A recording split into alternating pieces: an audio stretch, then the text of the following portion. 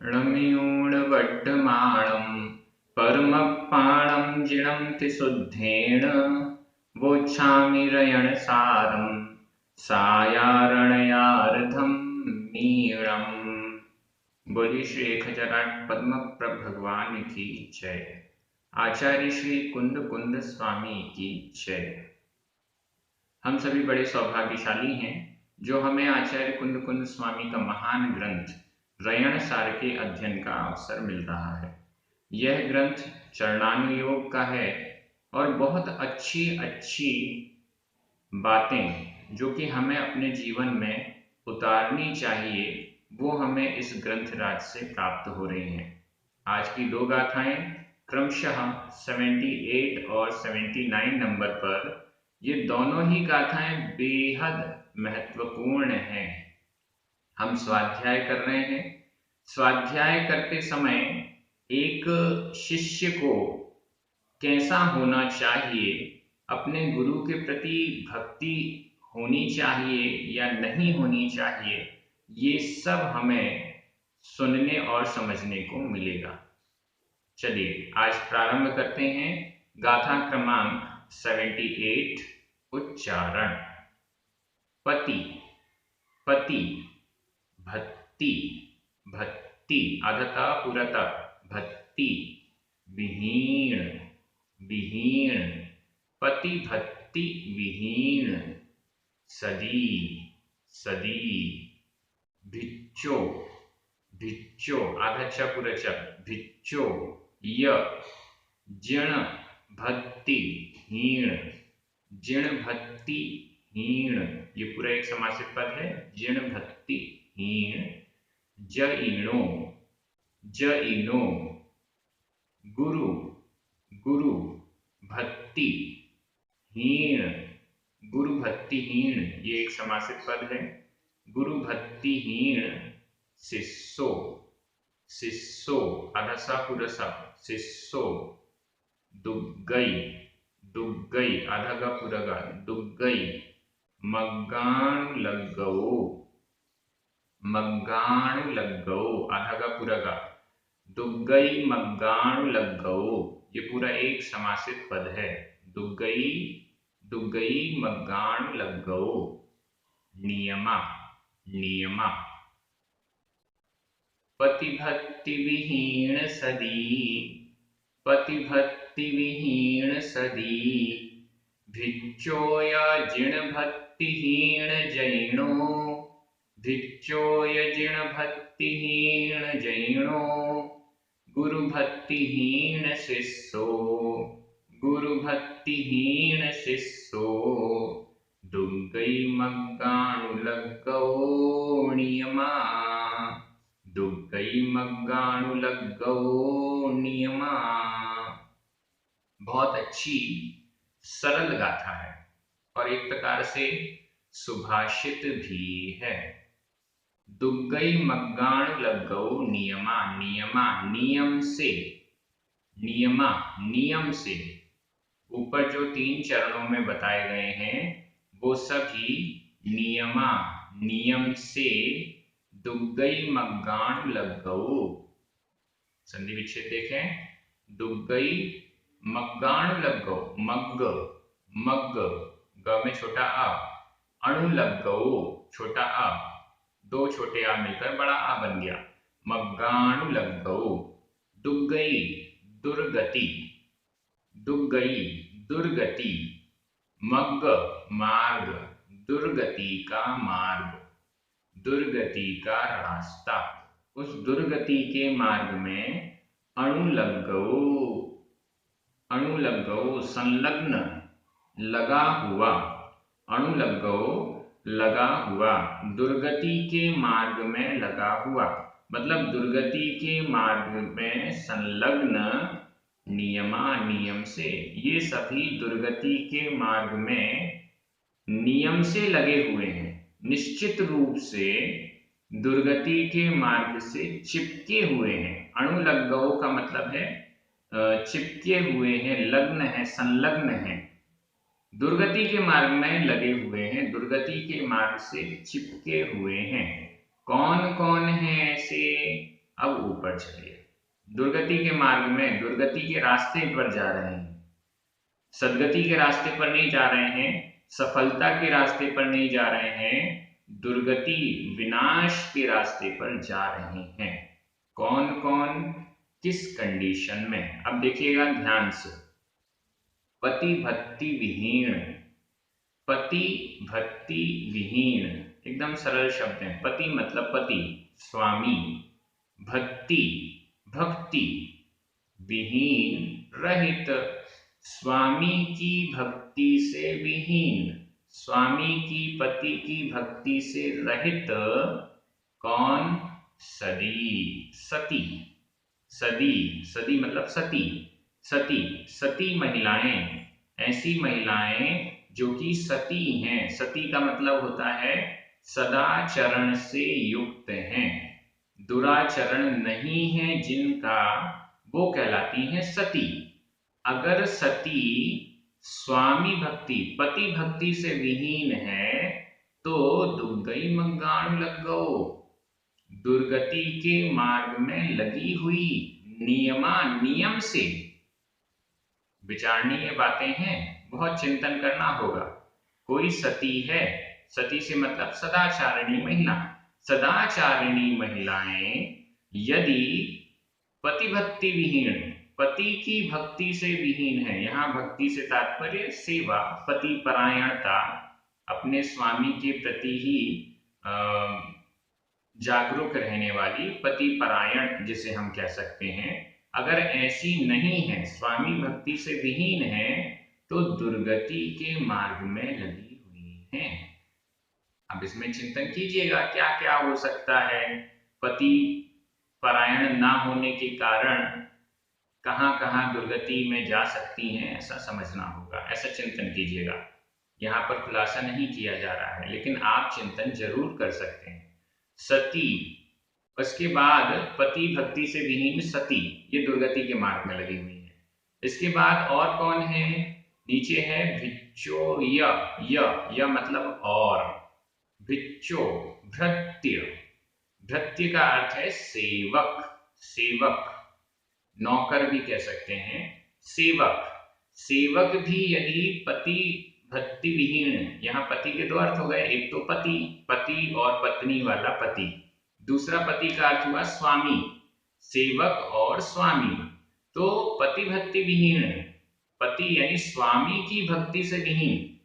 अगर सेवक में स्वामी भक्ति नहीं है तो वह सेवक भी दुर्गति का पात्र है, वह सेवक भी अच्छे से सेवा नहीं कर रहा है, बहुत जल्दी उसे निकाल दिया जाएगा, बहुत जल्दी उसे जो मिल रहा है स्वामी के द्वारा वह मिलना भी बंद हो जाएगा।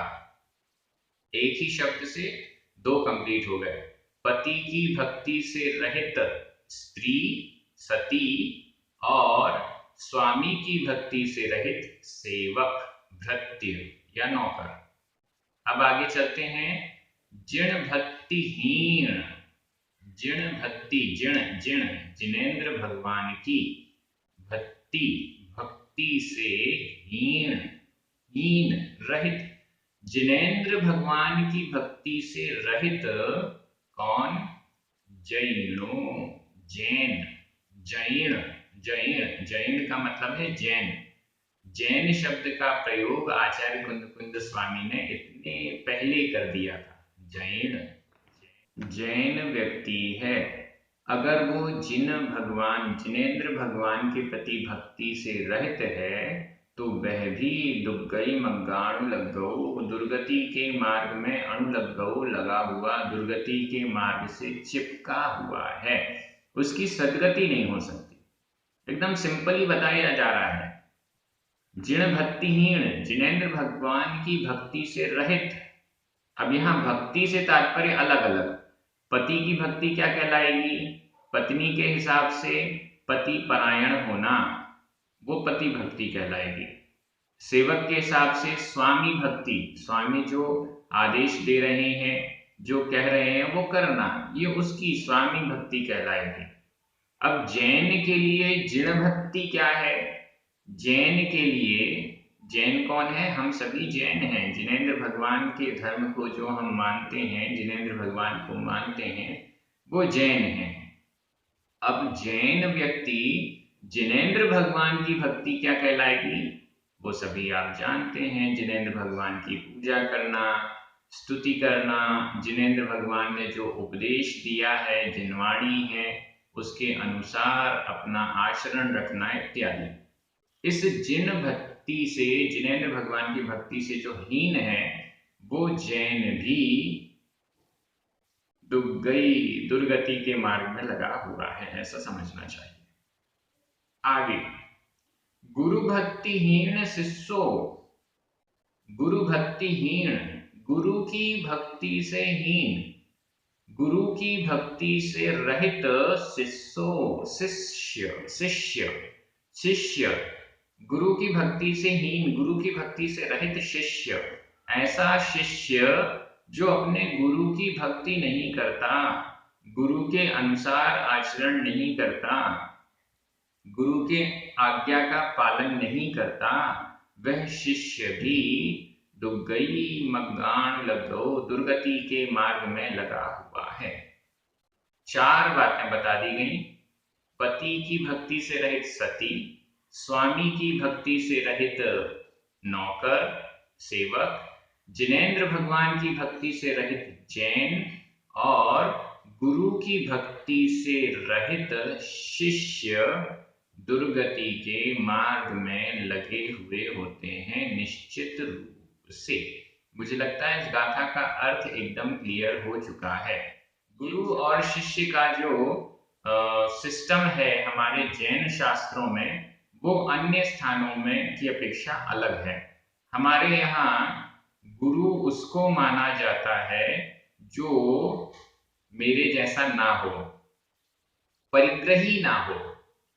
कई लोग मुझे गुरु कहने लग जाते हैं, लेकिन मैं गुरु नहीं हूं। ये मैं अब वीडियो में भी आपसे स्पष्ट कह रहा हूं। कमेंट में तो मैं लिख के कह ही देता था, लेकिन एकदम स्पष्ट है, जो परिग्रह से सहित हैं, पैंट शर्ट पहने हुए हैं, मेरे जैसे ये कुर्ता और टोपी लगाए हुए हैं, वो गुरु नहीं हैं।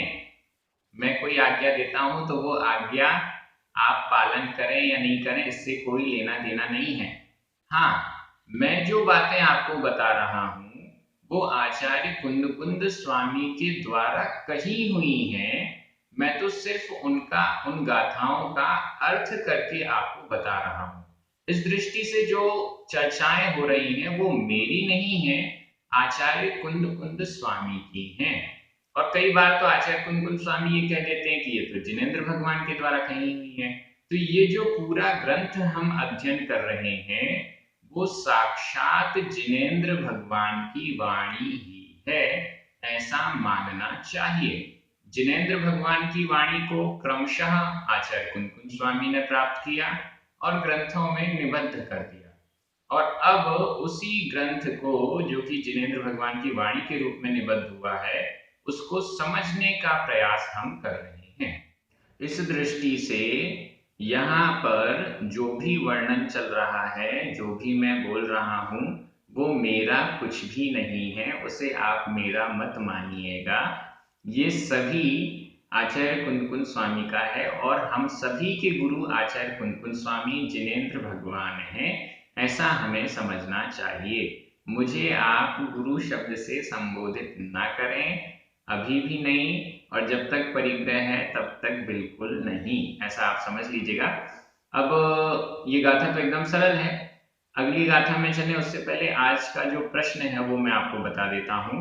यहाँ पर जैसे ही कहा गया इनकी भक्ति से रहित ये दुर्गति के मार्ग में लगा हुआ है, तो आपको और भी अपने चिंतन से ऐसे उदाहरण प्रस्तुत करने हैं जिसमें ये स्पष्ट हो कि इसकी भक्ति से रहित ये वाला व्यक्ति दुर्गति में जाता है। ऐसा उदाहरण आपको प्रस्तुत करना है आपके चिंतन के द्वारा, मनन के द्वारा।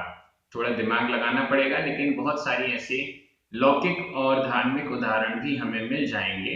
उसको आपको कमेंट बॉक्स में लिखना है। आप सभी के कमेंट बहुत अच्छे आ रहे हैं।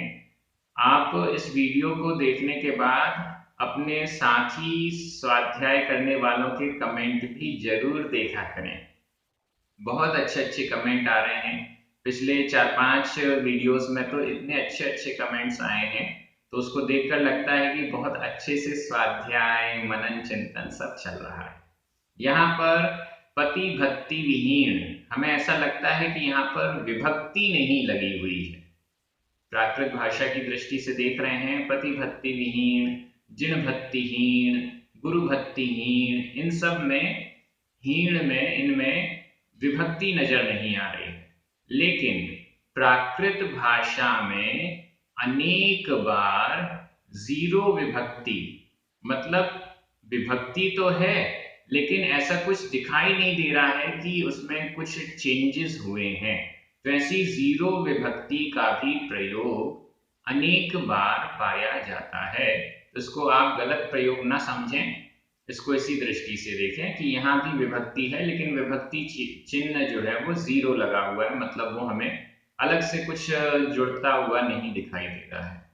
इस दृष्टि से ये गाथा एकदम कंप्लीट हो गई है। और अब हम अगली गाथा में चलते हैं जो कि बहुत इंपॉर्टेंट है। गुरु भक्ति से हीन जो शिष्य हैं उसको ही यहाँ पर और खुलासा किया जा रहा है। गाथा क्रमांक 79, उच्चारण। गुरु गुरु, भक्ति भक्ति, विहीणाणम विहीणाणम, गुरुभक्ति विहीणाणम, ये पूरा एक समासित पद है।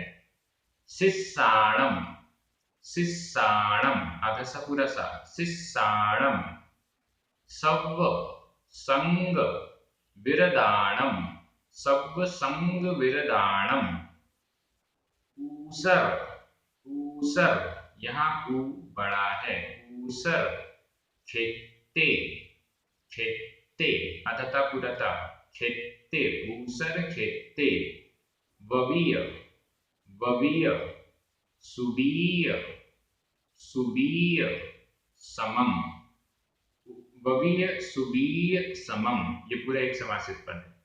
जान जान, सव्वणुत्थानम सव्वणुत्थानम, आधा ठ, सव्वणुत्थानम, गुरुभक्ति विहीणाणम गुरुभक्ति विहीणाणम, शिष्याणम सव्व संग विरदाणम शिष्याणम सव्व संग विरदाणम, ऊसर खेते ववीय ऊसर खेते ववीय, सुबीय समम जान सव्वणुत्थानम सुबीय समम जान सव्वणुत्थानम।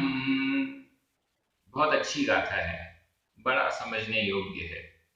गुरु भक्ति विहीणाणम, विहीणाणम विहीन, रहित, गुरु भक्ति, गुरु की भक्ति से रहित, गुरु की भक्ति से विहीन।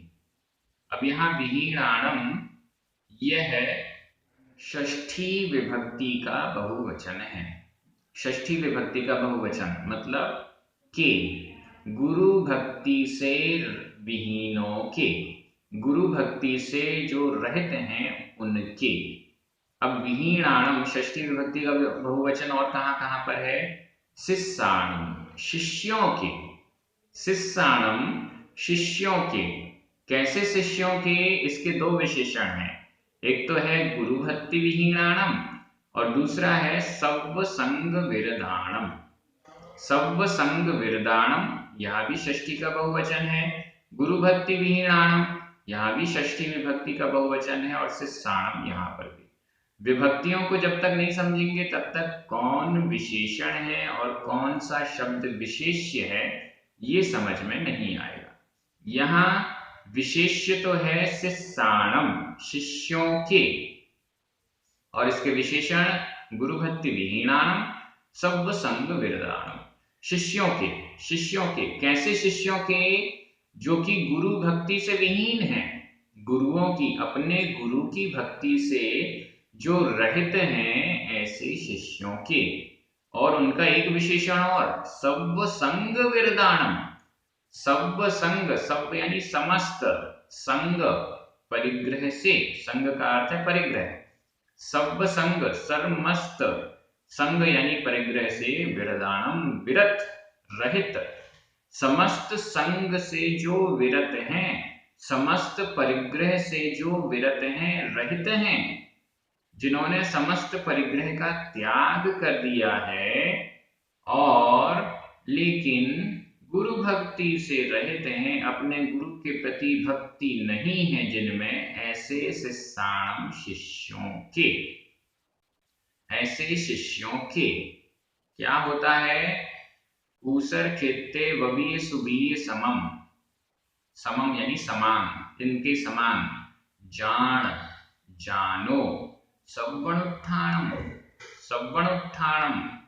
संधि विच्छेद करने, सव्व प्लस अनुत्थानम, सव्व व में छोटा आ, अनुत्थानम का आ, छोटा आ और छोटा आ मिलकर पहला वाला छोटे आ का लोप हो गया तो एक ही छोटा आ बचा, सव्वणुत्थानम, सव्व यानी समस्त, अनुत्थानम अनुष्ठान, किसके समम जान, किसके समान जानो, ऊसर खेते, ऊसर खेत में, ऊसर, ऊसर, ऊसर का मतलब होता है बंजर, बंजर खेत में, बंजर जमीन में, ऐसा खेत जिसमें कुछ भी डालो तो फसल नहीं पैदा होती है, बंजर जमीन है।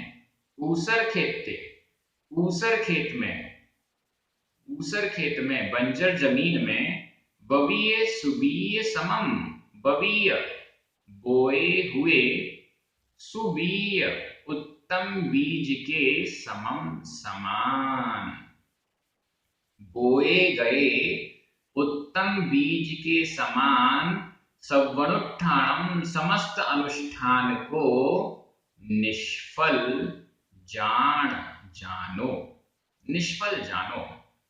ऊसर खेत में, बंजर जमीन में, बवीय सुबीय समम, बवीय बोए गए, सुबीय उत्तम बीज के समम समान, एक बंजर जमीन में, बंजर भूमि में अच्छे से अच्छा बीज भी, अच्छे उत्तम क्वालिटी का बीज भी यदि बो दिया जाए तो भी कुछ भी पैदा नहीं होता, कोई फसल पैदा नहीं होती।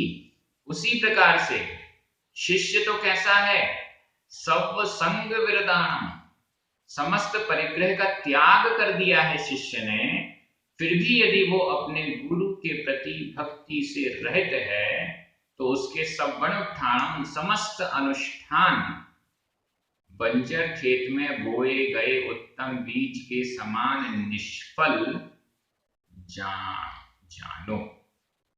मतलब ऐसा शिष्य है, बड़ा उत्तम है, बड़ा ज्ञानी ध्यानी है, समस्त परिग्रह का त्याग कर दिया है, मोक्ष मार्ग में लगा हुआ है, 28 मूल गुणों का पालन कर रहा है, लेकिन अपने गुरु के प्रति भक्ति से रहित है तो सब कुछ बेकार है, उसका सारा अनुष्ठान बेकार है, सारा अनुष्ठान, सारी तपस्या, सारा ध्यान, समस्त जप, समस्त 28 मूल गुणों का पालन, जो भी वो कर रहा है वो सब व्यर्थ है, उसका फल नहीं मिलने वाला। वो क्या कर रहा है, ऊसर खेत में, बंजर भूमि में उसने उत्तम बीज को खराब कर दिया, उसने उत्तम बीज को खराब कर दिया बंजर भूमि में डालकर, ऐसा समझना चाहिए। बड़े चिंतन का विषय है और बहुत सारी बातें हमें इसमें सोचनी है। गुरु भक्ति से विहीन, समस्त संग का त्यागी शिष्य भी अपना सारा समस्त अनुष्ठान को व्यर्थ कर देता है। अब यहाँ पर कुछ बातें स्पष्ट हो रही हैं। सबसे पहली बात, गुरु और शिष्य, गुरु कौन, शिष्य कौन। शिष्य और गुरु की जो चर्चा है यहाँ पर वो मुनियों की दृष्टि से है, हमारी और आपकी दृष्टि से नहीं है। यहाँ आचार्य कुंद स्वामी भी शिष्य उसको कह रहे हैं जिसने समस्त परिग्रह को त्याग किया है। जब शिष्य ने समस्त परिग्रह को त्याग किया है, मोक्ष मार्ग में आगे बढ़ रहा है, तो उसके गुरु कैसे होंगे? उसके गुरु भी समस्त परिग्रह के त्याग करने वाले मोक्ष मार्गी ही होंगे। यहाँ पर गुरु भक्ति से विहीन से तात्पर्य जो मोक्ष मार्गी गुरु हैं और मोक्ष मार्गी शिष्य है, उसकी चर्चा की जा रही है। आप अपने आप को, हम सभी अपने आप को, एक अध्यापक अपने आप को गुरु और अपने स्टूडेंट्स को शिष्य मानने लगता है, वो चर्चा यहाँ पर नहीं है। अध्यापक और स्टूडेंट, टीचर और स्टूडेंट का संबंध अलग होता है। टीचर की वैसी भक्ति नहीं होती है जैसी एक गुरु की होती है। जिसने परिग्रह का त्याग किया है, ऐसे गुरु की जो भक्ति है वो अलग प्रकार से होती है। और टीचर शिक्षक, उसका सम्मान होता है नॉर्मल सम्मान, भक्ति या पूजा नहीं होती है। ये बात आप एकदम क्लियर कर लीजिए। गुरु अलग है, अध्यापक अलग है, शिक्षक अलग है। मुझे आप अध्यापक या शिक्षक मान सकते हैं, गुरु तो बिल्कुल भी नहीं। ये तो आप एकदम स्पष्ट कर लीजिएगा। अध्यापक या शिक्षक का सम्मान होता है, अपमान ना हो ऐसा हमें ध्यान रखना चाहिए, सम्मान हो, बस इतनी सी बात ध्यान रहती है। लेकिन गुरु की तो भक्ति होती है, और गुरु भक्ति के बिना शिष्य के सारे अनुष्ठान व्यर्थ हैं, ऐसा आचार्य कुंकुम स्वामी कहते हैं। ऊसरखेत्ते सप्तमी विभक्ति का एक वचन है। ववीय, ववीय यह भूतकालिक कृदंत का प्रयोग है। बोया गया, बोया हुआ, ववीय भूतकालिक कृदंत का प्रयोग है। जान यह विधि एवं आज्ञाकाल मध्यम पुरुष एक वचन का क्रिया रूप है। जान, जानो, तुम जानो। और बाकी सवर्णोत्थानम ये नॉर्मल है, समस्त अनुष्ठान को द्वितीय विभक्ति का एक वचन है। यहाँ गाथा तो एकदम क्लियर हो गई। समस्त गुरु ही ठीक ना हो तो शिष्य क्या करे, ये एक प्रश्न है। पहले जब दीक्षा ली तब तो ऐसा लगता था कि ये तो बहुत अच्छे हैं, सदाचरण हैं, 28 मूल गुणों का पूरा पालन करते हैं। लेकिन दीक्षा लेने के बाद समझ में आया कि ये तो गड़बड़ है, दुराचार है या शिथिलाचार है या कुछ गड़बड़ है, ये गुरु नहीं है। तो फिर एक शिष्य क्या करे? ऐसे समय पर शिष्य को अपने गुरु का परित्याग करने के लिए भी अनुमति हमारे शास्त्रों में दी गई है।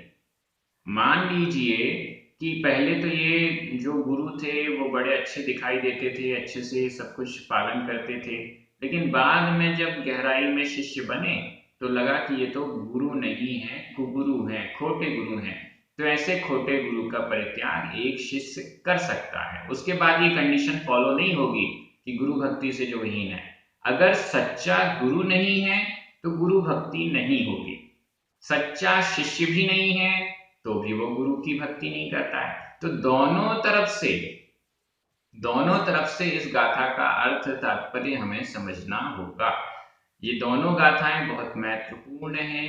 मैं बार बार कहता हूं कि आपको स्वाध्याय में जब ये गाथाओं के अर्थ समझ में आ जाएं तो थोड़ा सा चिंतन अपने अनुभव को साथ में रखते हुए जरूर किया करें। आप सभी को बड़ा आनंद आ रहा है, सभी बहुत अच्छे से स्वाध्याय कर रहे हैं, एक दूसरे को प्रेरित कर रहे हैं। हमारे जो पुण्यार्जक हैं जिनके निमित्त से ये कार्य यूट्यूब पर और प्राकृत ऐप पर परमानेंट हो रहा है, उनको बहुत बहुत धन्यवाद। सभी को जय जिनेंद्र। जिनवाणी माता की जय।